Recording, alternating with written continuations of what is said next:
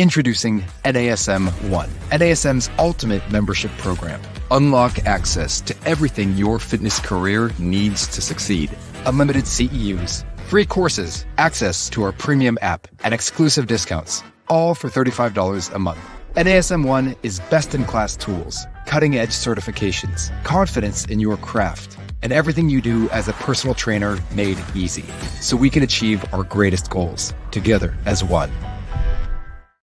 You're listening to the Peak Physique Podcast with Andre Adams on the NASM Podcast Network.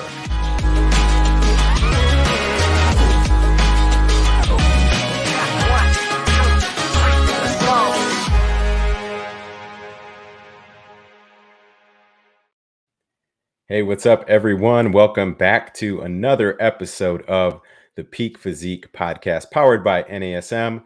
I'm your host, Andre Adams, and we've got a very special guest on today. I'm so excited to connect, share some thoughts, and maybe pick his brain about a few things and go beyond what we call the judges table. So introducing for the first time on our show, we've got Terrick El Guindy. Terrick, welcome to the show, my friend. Hey, Andre, how are you? It's an honor to be here with you guys. Doing great, brother. Good to see you back. I think the last time we connected, we were out at Legion Sports Festival hosting a nice athlete seminar and workshop for our good buddy Chris Minnis out there. So I'm glad to be back and chop it up with you here again. Yeah, so it's been exciting. After the Legion Sports Festival, we had the Mr. Olympia, and obviously that was a huge show. Right after the Olympia, I flew to Romania to judge the show there, and that was also quite entertaining, very interesting event. And just this past weekend, I was in Las Vegas judging an NPC show where we actually saw Nick Walker on stage after his injury. So very exciting post-Olympia shows. I saw that. You've been busy, so you're a travel warrior. I've been on the road quite a bit myself, but I know you had some really tough international travel. So thanks again, making the time here to chat with us today. And let's give them, for our followers that don't know, Terrick, we'll give them a rundown of some of your credentials as well, right? You're an IFBB Pro head judge, an Olympia judge. You've got some really big projects in the work right now between Olympia TV as director and Primetime Muscle. It's been a pleasure to watch some of those episodes too. And maybe tell me a little bit about each of those projects and what you guys have in store coming up here for 2024. So Primetime Muscle was an idea by Jake Wood, the owner of the Mr. Olympia. Obviously, a lot of us are football fans, and we watch some of the shows after the Super Bowl or after Monday Night Football. And Jake Wood wanted to duplicate that effort in bodybuilding. And we selected a good cast. I'm one of them. Tim Wilkins is part of the team, and Chris Cormier, legendary bodybuilder. And also Chris and I have had a relationship, and we kind of, try to entertain, bring a little bit of fun to the game. And Tim Wilkins is a ultimate pro. He kind of triggers the animosity between the judge and the competitor. So it's a lot of fun, but I also think it's a lot of good information. It is. I wish 10 years ago when I was kind of in my peak on stage, I wish I had some of these good tools between what you guys are doing here at Primetime Muscle. I mean, this show, right, where we're just giving this great information to our followers. And then, Tyler Mannion has also been putting out some excellent criteria type feedback, which I know a lot of coaches and athletes are appreciative of. So it's great. I'm glad to see you guys doing your thing there. In this episode, I think we'll touch on a few things. One is definitely want to get your insights and thoughts on some of the Olympia, right? So we can do maybe a quick recap. Speaking of Nick Walker, right? He was one of those, kind of big, high expectation athletes that was not able to compete. So maybe we'll start there and we'll go through some different topics throughout this episode. Yeah. So Derek Lunsford has made improvements from 2022 to 2023, especially on the side poses. He improved tremendously. His separation between hamstrings and glutes became more aesthetically and also added some density. And he was able to beat Hadi Choopan on those side poses. Obviously, a lot of us know about his back double biceps, his back lat spread. He's quite dominant. But it was on the side poses that he was able to create a little bit of an advantage against Hadi. Hadi did win poses from the front, front lat spread, abdominals and thighs, most muscular. So Hadi did have some poses that he won, but Derek Lunsford in the end had more poses. And also on the quarter turns, he looked a little bit more balanced than Hadi, but it was a tremendous battle. They're great competitors. I had the privilege of judging them in 2022 as well. And in 2022, the only pose that Derek Lunsford beat Hadi Choopan was back double biceps. So you see the progression of one competitor starting to gain more poses as the years go by. Now, going to Nick Walker, I had a chance to judge the show, the NPC show in Las Vegas, NPC High Roller Royale, promoted by Mark Anthony and Jennifer Dory. And I have to tell you, I don't think Nick Walker would be fighting for fourth. I don't think he would be fighting for third. I don't think he would be fighting for second. I think Nick Walker could have very well be Mr. Olympia. I think he would have been bigger. I think he would have been very conditioned. And I think that he would have overpowered Derek and Hadi Choopan in some poses, especially side chest. Now, obviously, Andre, we're speculating here based on what we saw on a guest posing. But I believe that if this man did not have his injury, he would be right there fighting with those two guys for the title. Yeah, I have to agree. I mean, we have to remember a lot of these guys that are at the top of the division right now actually grew into the division starting as really, high and tough competitors in the 212 division before growing ultimately to open bodybuilding. So I agree. I think Nick could potentially have a big advantage there if he nails the conditioning, if he can bring the waist in nice and tight. He definitely has the size and always brings the conditioning advantage to the stage. So I'm excited. Looking at it as a whole, you've still got Samson in the mix. I'm really liking the progression of Andrew Jack. I think maybe he missed his peak a little bit. I'd love to hear you weigh in on that too, but definitely some deep talent in these open bodybuilding divisions. Yeah, so we mentioned on Primetime Muscle, which is kind of interesting.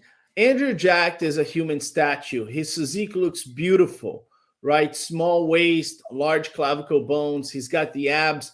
It looks like he has a separation on his chest and shoulders, almost like carved up as a statue. And he's got a tremendous physique, but his biggest obstacle is Samson Dauda, right? If Samson Dauda is not on the scene, all of us would be talking about Andrew Jack as the most aesthetically pleasing physique, the future of bodybuilding. Unfortunately for Andrew Jack, Samson Dauda is on the scene. Samson Dauda is almost as aesthetically pleasing as Andrew Jack. He's got a small waist, beautiful lines, and he's a little bit more dense. So, as I mentioned on Primetime Muscle, Samson Dauda has taken a little bit of the air of the sail of Andrew Jack. And if Andrew Jack wants to become the number one aesthetically pleasing bodybuilder, he has to beat Samson Dauda. He has to bring more density to his physique because he's quite tall. Yep. He's taller than Samson Dauda. So he's going to have to carry more weight. But, it's in the end, Andre, I was talking a few days ago. It was just 5 years ago. We had Big Ramy, we had Sean Roden, we had Phil Heath, we still had Dexter Jackson. And right now we have 5-6 new guys fighting for the top. So I wouldn't be surprised if Andrew Jack and Samson Dauda are fighting for the top in 3 years if things change up. Yeah, no, I agree. I think it's an exciting time. And like you said, some of it is the physical attributes that they have to bring to the stage, the improvements. And, Andrew and some of these guys are going to have their work cut out because it would take a guy like a Samson or a Nick or Derek, right, for these guys to maybe get injured, right, where they're not able to push themselves and you can make up some ground, or they just come in a little bit off. And then last but not least, sometimes the mental game, right? Sometimes your heart just isn't fully into a prep. Your mind's not fully into that prep, and maybe you don't push as hard. But it's going to take a lot to cover some ground and close the gap. I agree.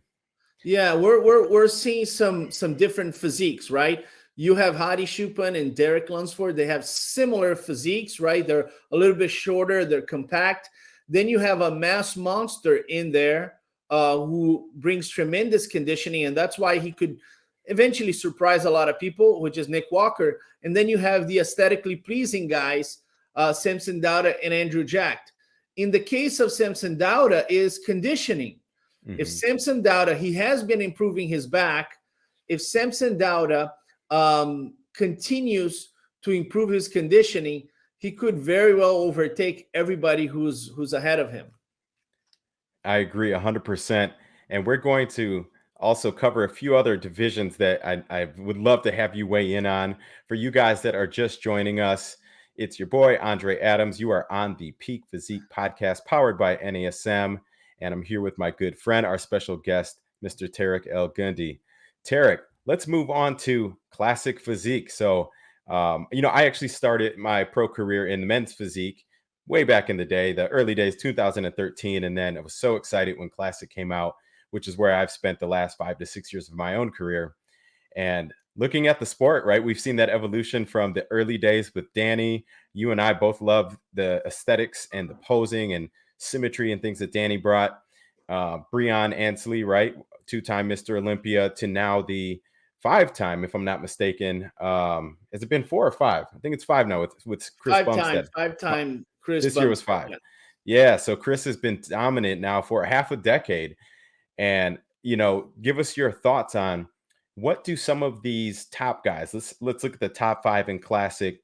What do these guys need to do to potentially catch, and can they potentially catch Chris Bumstead? So 2022 judging Chris Bumstead, he was very impressive, very dominant. I was, obviously Urs Kalaczynski, Ramon Dino, Terrence Ruffin, Breon Ansley, they're amazing competitors. But in 2022, which I think it could have been Chris Bumstead's best year, he was impressive.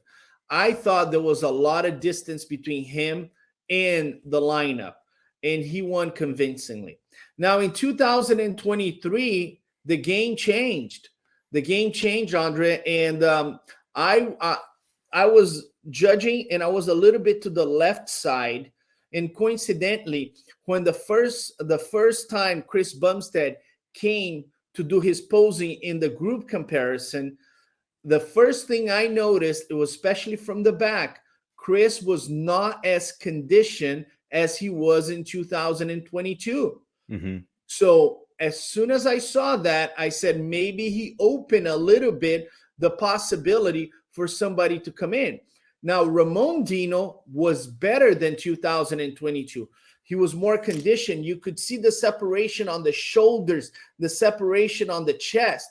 So Chris was not as conditioned, and Ramon was better. He was a little bit more conditioned. The key component in this battle is this.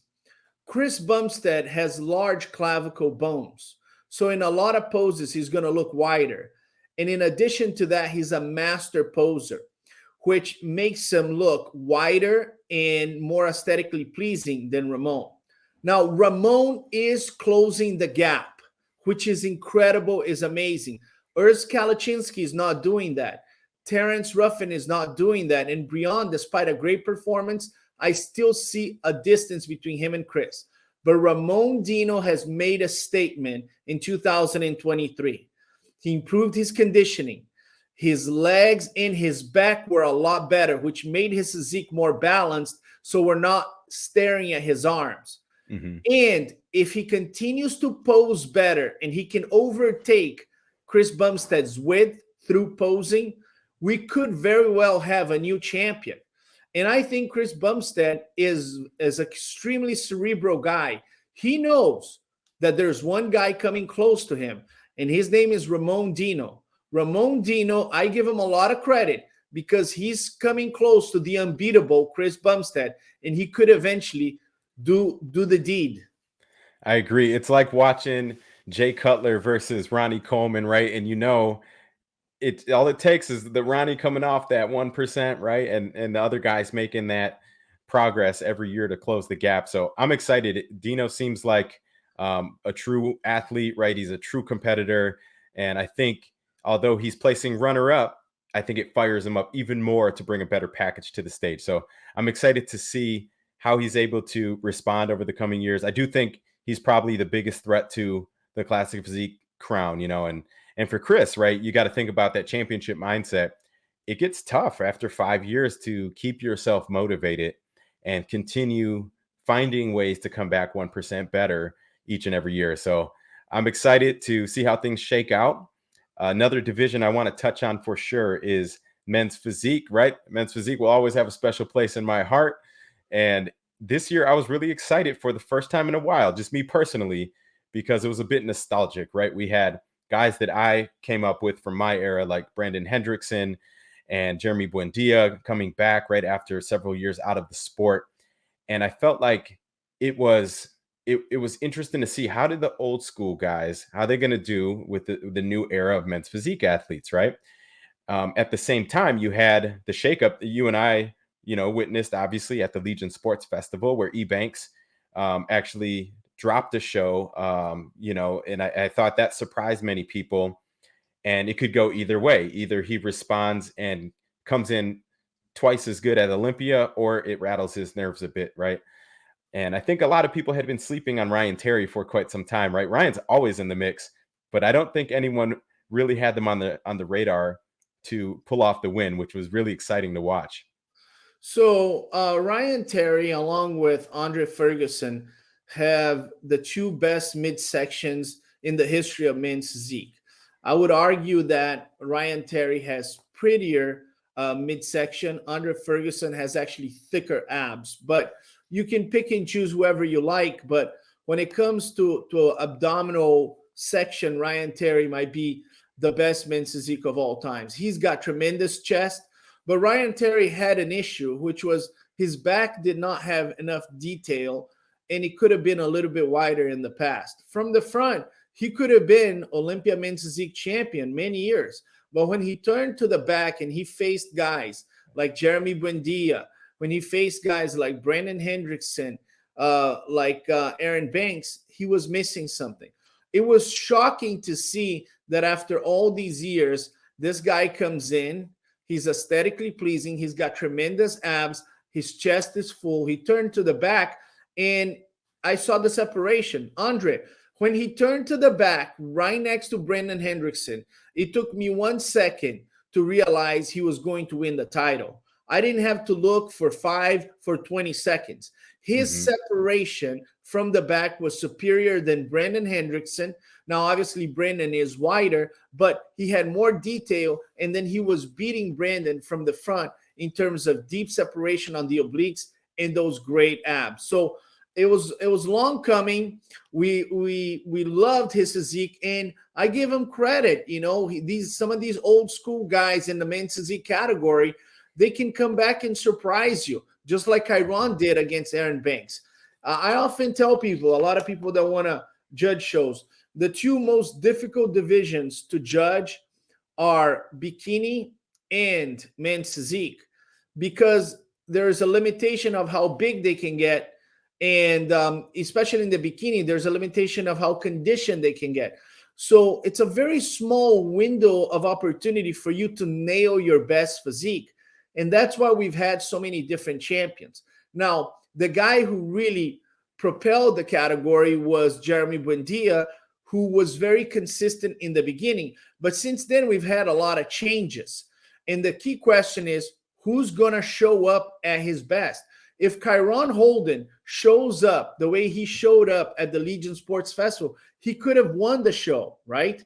I even thought that Aaron Banks was better at the Legions despite placing second.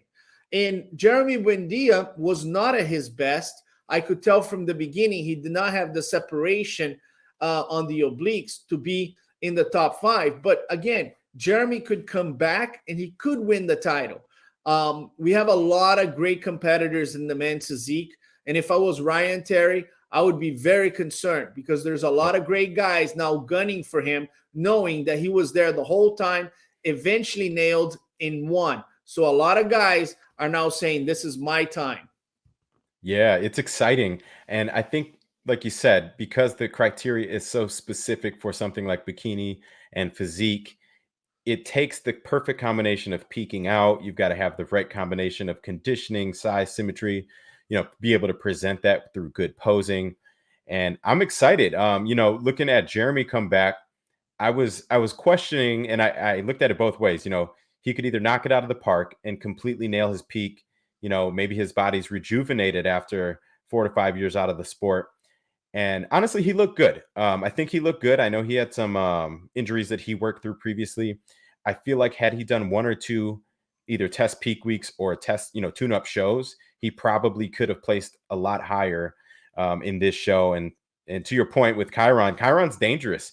I feel like the conditioning of his back, sometimes he misses that just a little bit, but his overall density, the size, the fullness, he's got the tight waistline, right, when he brings it in.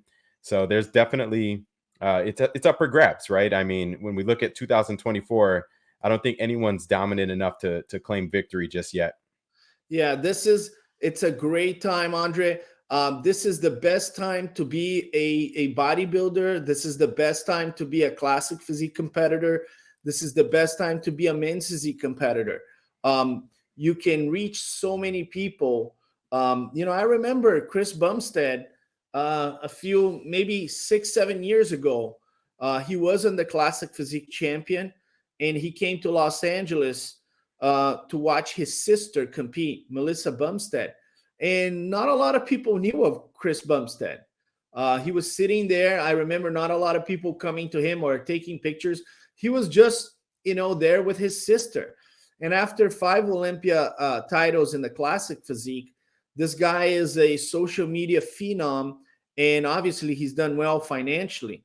You look at Samson Dauda this year, who didn't win the Olympia, but won the Arnold, won some of the other shows. He's coming in at $500,000 in prize money, right? Mm-hmm. And you can reach so many people on social media. I also like to communicate, and that's one of the reasons that I wanted to come here. If you are a certified personal trainer, if you educate yourself, if you have the background, and National Association of Sports Medicine is by far one of the best, if not the best. I worked at Gold's Gym for 10 years. Every time somebody came with one of those certifications, they got a job immediately as a trainer. It was the most respected certification. If you are a competitor, whether you're an IFBB pro or an NPC athlete, and you are educated, you have a powerful certification, you start distinguishing yourself from the rest, and you become very, very valuable in this market, right? If you're able to properly educate your audience, and you have the background and you have the education, man, the sky's the limit. I see people trying to sign up competitors that are good at communicating, that have the background, for a lot of money. So the time to educate yourself, the time to promote yourself, the time to compete, it has never been better than right now. That's exactly right. And, thinking about what NASM brings to the table with that evidence-based science and research, we've got coaches' experience, client outcomes through multiple preps. And like you said, when you marry all those things together, you get something truly unique and specialized. We even have the PBC course now, which is Physique and Bodybuilding Coach. And that was a pleasure to be a part of, to help contribute as one of the subject matter experts. And it's amazing what you can build over time with the right coaching and knowledge. So definitely, if you guys are out there and you're looking for work as a personal trainer, contest prep coach, NASM definitely has some great resources and tools for you to help further your career. We're going to reset. For any of you guys that are just now joining us, this is your boy, Andre Adams. This is the Peak Physique Podcast powered by NASM. And you're here with our special guest, Terrick El Guindy. Terrick, one more thing that before we move on from men's physique, I think a lot of people have asked me questions on this too, with the weight cap in effect for, post-Olympia heading into 2024. A couple questions that I've received were, what is the purpose of the weight cap? And when will it hit the amateur and PC ranks? So maybe let's start touching on that. So the guys were getting too big, Andre. That's That's a fact, right? So the guys were getting too big. And, a lot of times people come up to us and they say, hey, is the criteria changing? Is this changing? No, the criteria is not changing. You have to judge what's in front of you. And if you have 10 guys who are big guys in front of you, you have to adapt what you have in front of you with the criteria. Nobody is complaining that Derek Lunsford looks bigger than Larry Scott, right? We're not saying, hey, has the criteria changed? We need to have guys like Larry Scott, 1965, winning the Olympia, not big guys like Derek Lunsford. So I am honored to be part of the NPC and the IFBB Pro League because we're constantly in contact to see how we can improve the sport, just like the NFL. They have rule changes every year. With the NPC and the IFBB Pro League, we're actually having a meeting in Dallas. We get together, we share ideas. We say, hey, I think this might work. This is not working. And we change. The men's physique guys, we're getting a bit big, right? Some of these guys, huge arms, huge chest, huge backs. And if you want to be that big, you need to be in another category. You need to go to classic. You need to go to bodybuilding. So we want to streamline a little bit more the guys. There's now a height and weight. I did it in Romania. I already measured the guys in Romania 1 week after the Olympia. And, I got to be honest, I haven't noticed a lot of the guys that were great men's physique competitors be out of the game, right? Kaique de Oliveira, who was at the Olympia, who's one of the best competitors, he went to Romania and he beat the weight without any problems. So I don't foresee a lot of changes. Now, I think there are some guys that are going to have to streamline, some guys that are going to have to cut back. You can see that they have a lot of mass. And for those guys, the question is, do you want to cut down on the muscle or do you want to go to classic physique? Hey, go to classic physique. People don't know this, but Chris Bumstead turned pro as a bodybuilder, and he ended up becoming a superstar in classic physique. Jeremy Buendia started his career as a bodybuilder, and he ended up being a superstar in men's physique. Andre, you changed classes. You succeeded in both of them. So I'm all about telling competitors, just give it a shot. Go to classic. If it doesn't work, nobody's going to blame you. You can come back to men's physique. I just saw Stan Delongo, a French competitor. He started as men's physique, earned his qualification to the Olympia as a classic physique, and now he's an open bodybuilder. It's perfectly fine. Yeah, and you see it all the time. In fact, one of my very close buddies in the sport from the beginning, Johnny Sebastian, I remember he started out in men's physique and then, went to the Olympia there, came back as classic physique, went to Olympia there, and I actually finished with a top 3 placing, I want to say, at the Legion Sports in 212 bodybuilding. So you can do a lot of fun things, especially if you're looking for a different challenge, depending on what your genetic structure is and your ability to grow and build muscle and these types of things. So the other thing that I always consider between men's physique and classic is, do you have the density and the size in the legs, and do you love to pose, right? If you're not maybe a great poser, men's physique might be a better platform to just start and get accustomed to the stage and these things. But if you truly love the artistry and the posing and the choreography, then classic physique might be the better division to grow into. And I know one of the other criteria that we're looking at now for the pros, especially for men's physique, is although the quads are not scored, they should be in balance or in alignment with the upper body. So I think that maybe sets, some of the guys that weren't training the legs, that sets them up for, more training, which is obviously they're going to have to balance that with the weight cap as well, right? Just to make sure they're not too lower body dominant, right? Where it puts them over on weight. Yeah. One of the things that competitors don't notice is that if you do train your legs as a men's physique competitor, is going to make your waist look smaller. Yep. It's just the illusion that you got some quads coming out. You can see through the board shorts. I mean, we as judges, sometimes we see some men's physique guys with bigger legs than open bodybuilders. We can't wait to go backstage and tell them to go to open bodybuilding. But Brandon Hendrickson was the champion of that. He had the quads, he wanted to show, and it made his waist look small. So I even made a comment about a men's physique competitor that won his qualification for the Olympia, and they asked me for the feedback. I told them, I said, listen, if he grows some calves on him, he's going to look more aesthetically. He's going to look more complete. The physique is a combination of a lot of things. And as you come and you walk on that stage, we're paying attention to everything you do there, right?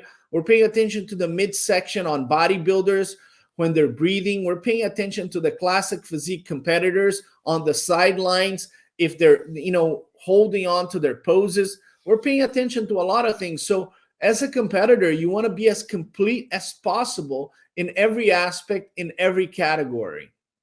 That's right. So there's no stones left unturned when we're on stage. And I love that you mentioned standing off on the diagonal or walking across the stage. A lot of people think they're only being judged when they're in the box. The reality is, if the judges can see you, you are being judged. So make sure that you nail your conditioning and your poses anytime your feet hit the stage. Absolutely. Sometimes I'm looking at a lineup of 15 people, and I already have 4 of them on the first call out.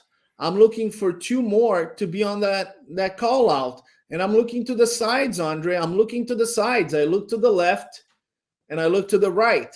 If you're there prepared, hitting your pose on the side next to 3 competitors that are waving to their families, you are going to get called because in that specific moment, you are the best one. So you have to pose at all times on the sides. I know it takes a lot of work. It takes a lot of breathing, but you got to be posing at all times.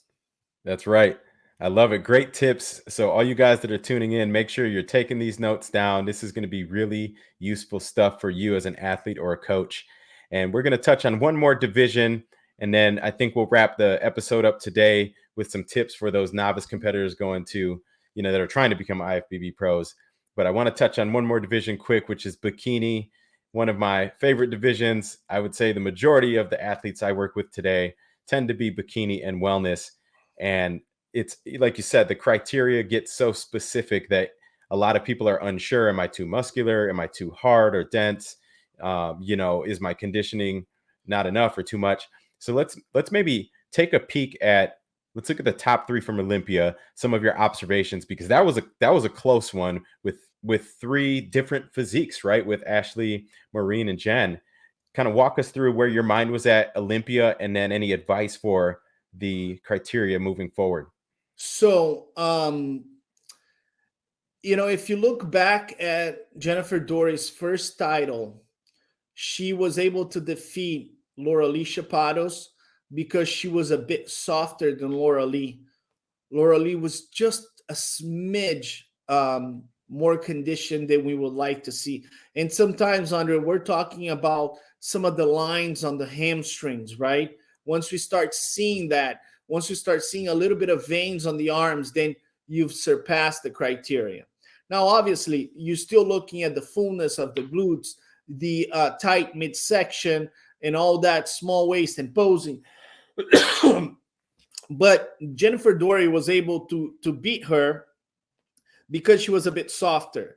Going into 2022, she loses to Maureen because she's a bit harder than Maureen, right? Yep. And it happens to competitors. It happens all the time. They think, oh my God, I should have been harder. I should have been harder. And they come in harder. And that's why Jennifer Dory was not at her best. Maureen Blanquisco is phenomenal in terms of her genetics. She's tiny everywhere. And then she's got these glutes. She's just genetically gifted. Now, Maureen Blanquisco now in 2023 came just a little bit soft, a little bit too soft. And Jennifer Dory regained her best physique and softened up from 2022. So what we're looking at is we have this small little window here where competitors navigate, okay, too conditioned, too soft, too conditioned, too soft. You have to be on that little spot where you're not too conditioned, you're not too soft. And in this year, Jennifer Dory was right in there. Maureen just came out of there a little bit. It is so close that these competitors could just flip next year.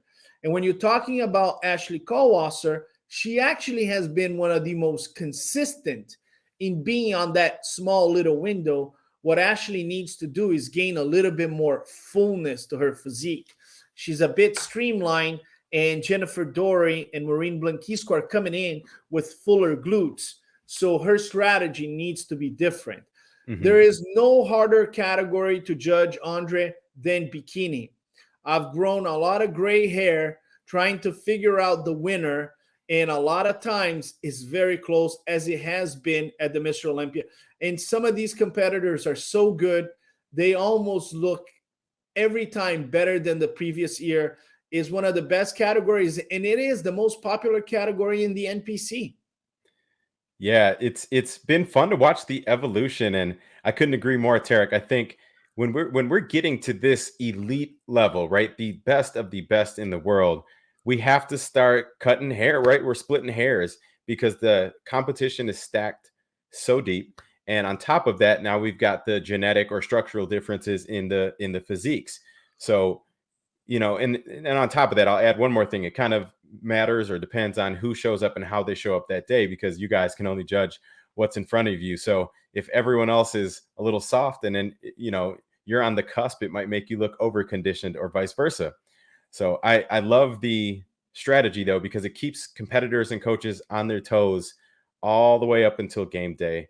And then even between prejudging and finals, where you're trying to dial everything in, you know, and it's a chess match. So definitely a beautiful division to watch the evolution. I think the key takeaways for you competitors and coaches out there moving into 24, you got to nail the conditioning, and that's a fine line that you're walking, right? B, you've got to be full enough, which is also difficult to achieve. And when we say full, we're not referring to spilled over, right? Where you look thick through the midsection or the core. You've got to be lean enough first, fill out second. You shouldn't be overly dry, striated, no, details in the muscle fibers. And then you got to present all that with good posing and, just make sure that you don't have any major flaws that stand out against you. Correct. Yeah. You mentioned something very important. It also depends on who you're standing next to. Derek Lunsford did not look his best at this Mr. Olympia. He said himself, I still need to improve my chest. I still need to improve a little bit my legs. Chris Bumstead was not at his best at this Mr. Olympia, but they both won the title. And I tell competitors, you're not going to be perfect. Ronnie Coleman didn't have the greatest abs. What you want to do is, diminish as many flaws as possible and come as close as possible to your best. And know full well that your competitor, the person posing next to you, they're not perfect either. Nobody's perfect. Everybody has a little bit of a flaw. You just got to cut as many flaws as possible and give yourself a chance. I love it. That's the name of the game. That's our ain't done yet mindset, is always chasing perfection. And Terrick, I think we'll leave our followers today with some quick tips, or maybe just a quick overview for you guys that are maybe new to the sport. Maybe you've just finished a weight loss journey, a transformation. You're starting to think about joining the NPC and getting your feet wet in competition. Let's kind of map out the journey. What does that look like, starting from a novice athlete all the way up through becoming an IFBB pro? So Terrick, I'll let you kind of take the lead on this, but let's start with a novice athlete. I'm thinking maybe, finding a coach and then finding your first regional show, etc. Andre, I always begin with the person, right? When somebody decides to do a competition, a lot of times I've asked people, I said, why do you want to do a competition? And they say, well, because my friend did it and I decided to do it. Well, a lot of people have friends that have done competitions and they've never gone on stage. That's not a good justification to get you to be, in such a condition of dieting and exercising for 3 months. But a lot of times they see their friends competing. And some of them, the reason that some of them go on stage is because they have found a significant emotional experience, right? And sometimes, girlfriends, one of them did a show and looked incredible, and the other girl says, no, I can't let that happen. Women are very competitive. I'm also going to do a show. I'm also going to have beautiful pictures and post on Instagram. Hey, that's perfectly fine. Sometimes I've met people that said, hey, I just wanted to do one show for my mother. My mother was a competitor in the past, and I wanted to do it one time. Sometimes people look at themselves and say, I'm going to be the next Mr. Olympia. I'm going to do whatever it takes. So I always tell competitors, no matter where you are, what is your significant emotional experience? Because you need to remind yourself of that when you're by yourself at the gym at 10 p.m. doing cardio and you're really struggling, right? That final week or final 2 weeks. And you need to remind yourself why you started, right? So have that significant emotional experience. The second thing is you don't want to diet. You don't want to exercise and give so much effort without having proper coaching. Because I've seen a lot of competitors, they put so much into it, but just because they didn't have the proper guidance, all that effort went down the window. They could have placed in second place on their first show, but they ended up in 10th because they made a mistake in their posing. They made a mistake in their nutrition. So you want to have the significant emotional experience. You want to have proper coaching. And also, you want to educate yourself to become a better competitor, a better athlete.